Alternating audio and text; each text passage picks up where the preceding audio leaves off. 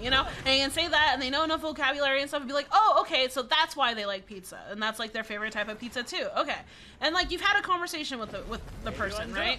Now if you want to take that a step further, I feel like fluency would be like, oh, but like, is there more specific things you like about pizza, or like what is like your experience with pizza or whatever, and say like maybe it's your favorite thing because, you know, you come from like your family used to make pizzas often and you're like describing like, oh, and then like in my childhood or whatever, I, you know, used to make pizzas with my grandma, like we make the dough and everything in the kitchen, and you talk about like how you did it and stuff like that. And if I were to have a conversation like that, an equivalent in like for a Japanese thing, like say, like for New Year's, I'm gonna have sukiyaki with my family in Hawaii and Japan, right? So like I can describe like what we put in the sukiyaki dish and how we make it and like the special stuff we do around it. And if you're able to understand a conversation to that level of detail and like maintain that conversation and keep asking questions, that's what I would understand as like fluent, because you know enough grammatically and like, you know, enough vocabulary and like context and stuff that you're able to like understand a conversation of that depth versus something a bit more superficial like the previous example. You know what I mean? Like that's different.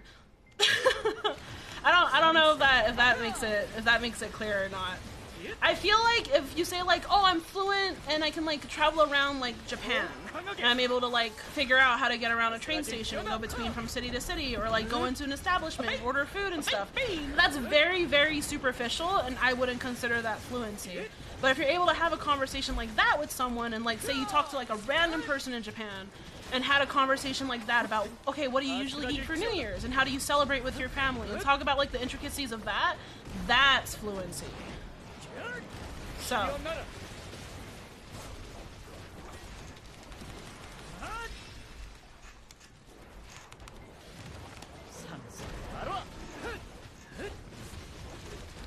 as soon as you can navigate through a language fluently despite not knowing all the words, that's fluency. Yeah.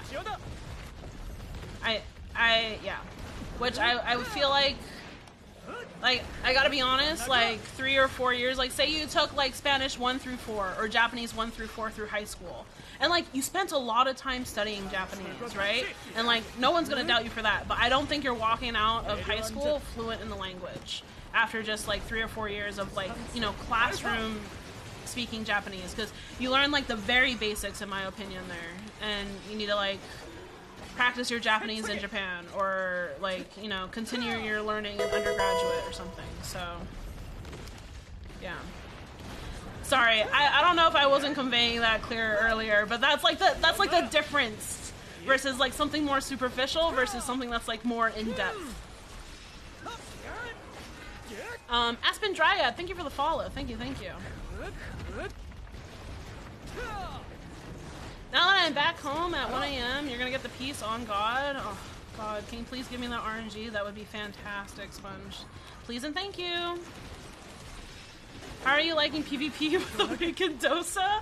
Age the Elder, I have not done PvP with Awakened Dosa at all. I do all my PvP on Wusa, and even that is very minimal. I can't really think of anyone that's really tried Awakened Dosa in PvP either.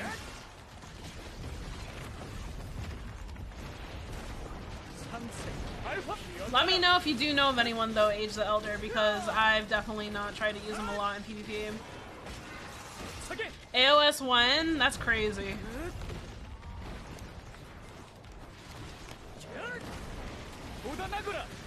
Took Spanish 2 in high school as a Spanish speaker and they don't really teach you anything? Yeah.